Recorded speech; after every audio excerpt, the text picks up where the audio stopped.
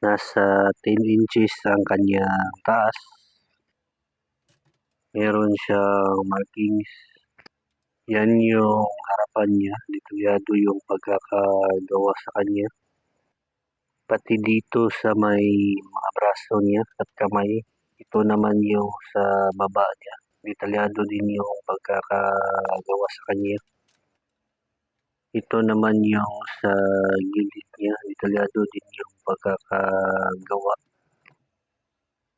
Mabigat din siya at ito naman yung sa may ulo niya.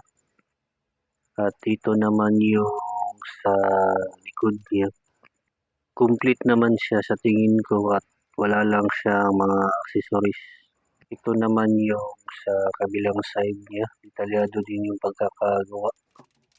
Hard plastic ang kanyang materials. Articulated ang kanyang ulo at may pwedeng mababa dyan gaya niyan. Pati rin yung sa taas na bababa. Articulated din yung kamay niya, siko at braso niya. Pwede din mataas at bababa.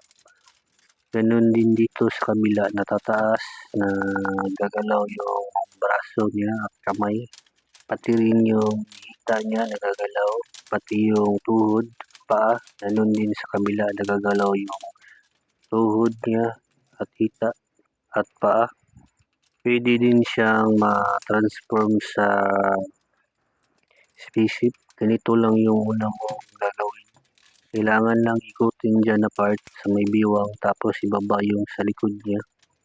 At ayusin itong sa may paa. Kailangan na ikutin at idugtong sila. Gaya niyan. Kailangan na ikabit yung dalawa. Yan yung magiging harapan ng spaceship. Kailangan na yung ikutin yan. Ganon din sa kabila. Kailangan din ikutin at ikabit sila. Gaya niyan para ma-form na yung harapan ng spaceship.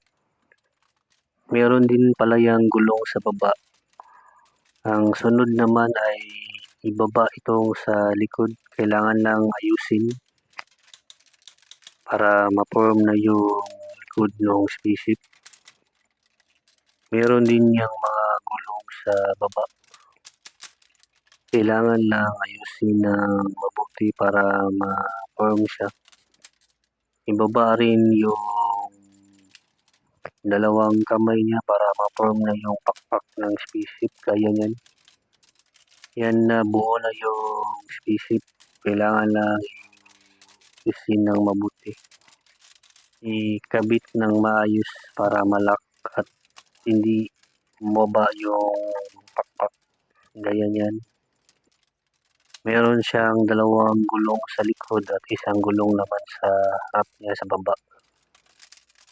Yan yung parang turbo niya sa baba. Yan na yung baba ng spaceship. Kailangan lang ayusin yung sa taas gaya niyan. Yan na siya, na-form na siya ng spaceship. Yan yung sa gilid ng ship. Detalyado din yung pagkakagawa lalo na sa likod. Yan naman yung harap niya at ito yung sa taas niya. Detalyado din yung pagkakagawa. Nagagalaw din yung nasa parang square sa likod. Yan naman sa gitna ay na-open. Ito naman yung sa kabilang side niya. May mga parts din yan na nagagalaw. Yan naman yung sa likuran ng spaceship. Yan yung harapan ng robot kanina. Ito naman yung sa baba ng spaceship. Marami ding parts na nagagalaw. Hindi din siya battery operated. Tinutulak lang siya para tumakbo. Mabigat din siya. Hard plastic ang kanyang materials. Yan na yung itsura niya pang full body na.